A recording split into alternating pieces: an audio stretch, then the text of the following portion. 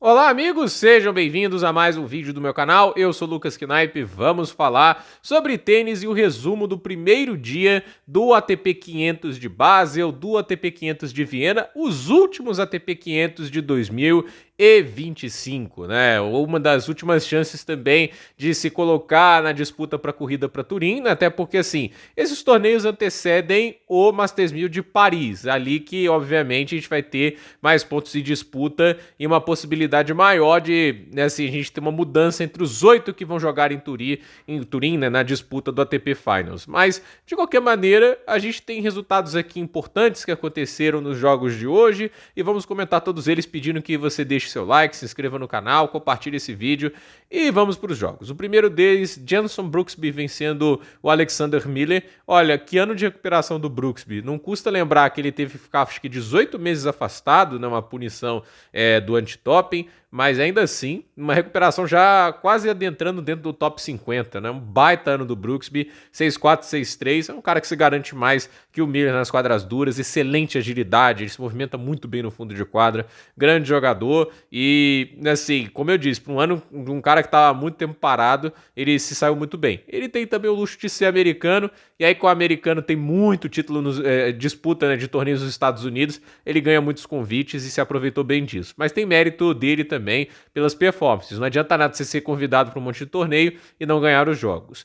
O Alejandro Davidovich Fokina venceu o Lourenço Sônico, começou mal a partida, chegou a estar 3-0 e no final 4-1 para o Sônico, mas o Fokina voltou, jogou um grande tie-break no primeiro set, né? 7-2 para vencer o Sônico e depois conseguiu quebrá-lo no game decisivo, né? Que o Sônico estava sacando no 4-5, precisava confirmar para levar o jogo para o pelo menos 5-5, né? Não ia levar para tie-break ainda, né? O tie-break tem que estar 6-6, mas de qualquer jeito o Fokina foi lá e conseguiu quebrar e com isso ele garantiu a vaga à segunda rodada do ATP 500 de Basel. A gente teve o Jaime Munar enfrentando o Bertolá, né? Muitos tenistas suíços assim e austríacos recebendo a chance de mostrar suas qualidades. O Bertolá não é um tenista necessariamente jovem, 27 anos de idade, né? Inclusive eu acredito que o próprio Jaime Munar é mais jovem, né?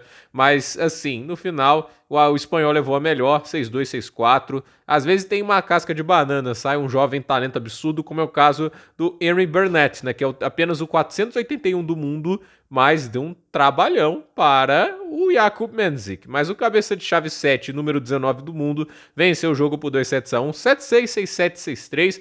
Jogo duro, mas é um jogo duro que sai com a vitória do favorito. E assim, né, ele pode enfrentar o João Fonseca, caso o João Fonseca vença o Giovanni Piche Perricá amanhã. Mas vamos ver se o João Fonseca consegue essa vitória, né?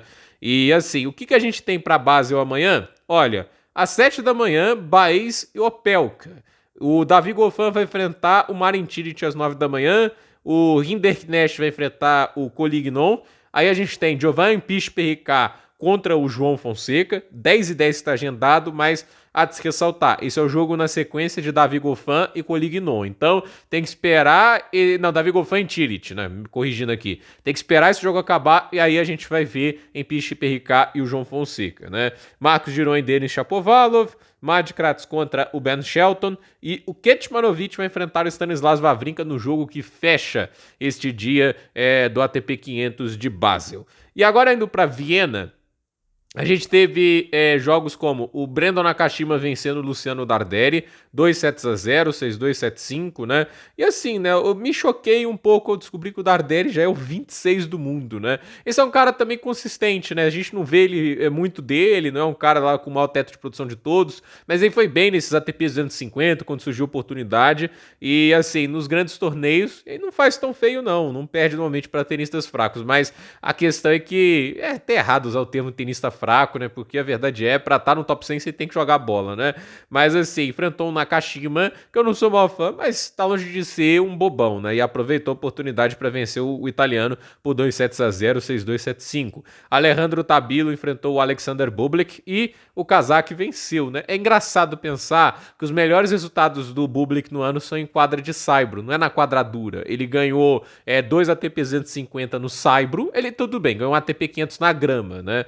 Se a gente parar para pensar, o torneio que ele teve maior sucesso no ano, né? Não em pontos, né? Na verdade, sim em pontos também, né? Porque ele ganhou 400 pontos no Saibro de Roland Garros pelas quartas de final. Mas a questão é, no Saibro ele conquistou pontos pra caramba esse ano, né? Porque teve, como eu disse ali, a campanha em Roland Garros também, quartas de final, eliminando o Jack Draper e o Deminar no caminho. É bizarro, mas a gente não pode esquecer, ele sabe jogar em quadradura e ele, assim, é um cara completo, o Bublik. Você tem até a cabeça no lugar, o que é quase que improvável, né? Mas se ele tem menos o foco mais competitivo, ele consegue entregar resultados, não à toa volta pro top 20, porque é um cara talentosíssimo e é uma bela vitória 6-4, 6-4. O Tabilo recuperou para 75 do mundo, mas ainda tá um longo caminho do que ele já chegou a estar, que era quase dentro do top 20, né? Matteo Arnaldi venceu o Kovacevic por 2-0. Dois tenistas que vieram do qualificatório e o Arnaldi acaba levando a melhor 7-5, 6-4. É um jogo também, assim, tipo, bem interessante no aspecto de ser estilos parecidos e aí vence quem bate melhor na bola, né? São dois caras mais agressivos, mais porradeiros e o Arnaldi, a meu ver, é um cara mais talentoso que o Kovacevic, né? O Deminar venceu o Rodionov, tenista austríaco que recebeu um white card, né? Ele é 154 do mundo. Eu acho que até, assim, 26 anos de idade, ele deve ser um cara mais duplista do que um cara que joga mais em simples. Mas a verdade é que não adiantou nada ali a experiência, estar em casa, né? Não é tão experiente também. 26 anos não é tão diferente do Deminauer, né? Mas o Deminauer é um tenista bem melhor, eu já falei aqui, né? Contra esses caras, né? Fora do top 100, até mesmo do top 50, é bem difícil ver o Deminauer perdendo um jogo. Esse jogo, eu acho que ele se garante bem. Então, 6-4, 6-1 para o Alex de Minaur. E o jogo que encerrou o dia em Viena foi Karen Khachanov e Talon Griekspoor, 6-3, 5-7, 6-4 para o Griekspoor, né? Um jogo de alto nível dos dois, mas uma partida bem pobre em termos de devolução do Karen Khachanov, né? Ele até conseguiu quebrar o Griekspoor uma vez, mas foi no único breakpoint que ele produziu o jogo inteiro. O único que ele produziu foi lá e conseguiu quebrar. Ainda assim conta, né? Deu o segundo set para ele. Porém, entretanto dito isso, né, se a gente for colocar o jogo todo em perspectiva, aí a situação vira contra ele, né, porque o Griekspoor produziu 7 breakpoints e aproveitou 2 apenas. Mas é aquele negócio, ganhou 79% dos pontos com o primeiro saque contra 77%. É um equilíbrio grande, mas com o segundo saque, aí muda de figura, né, porque foram 73% dos pontos do Griekspoor, 22 de 30, apenas 8 pontos no segundo saque do holandês o Khachanov conseguiu, e o Khachanov ganhou 52% com o seu segundo saque. A porcentagem não é ruim, mas quando do outro lado ele tem os números que teve, né, aí acaba se tornando ruim pelo contexto, né? Então, 6-3, 5-7, 6-4, boa vitória do Griekspoor. E o que a gente tem amanhã para Viena? Hugo Misolic, Hugo Carabelli contra o Misolic, né? Misturei nomes aqui, né? Cameron Norrie contra Andrei Rublev, jogo das 9h40, jogo interessante. O Etcheverry vai enfrentar o Budkov Kjaer. Francisco Cerúndolo vai enfrentar o Alex Mikkelsen. E aí talvez o jogo mais chamativo por nome do dia, né?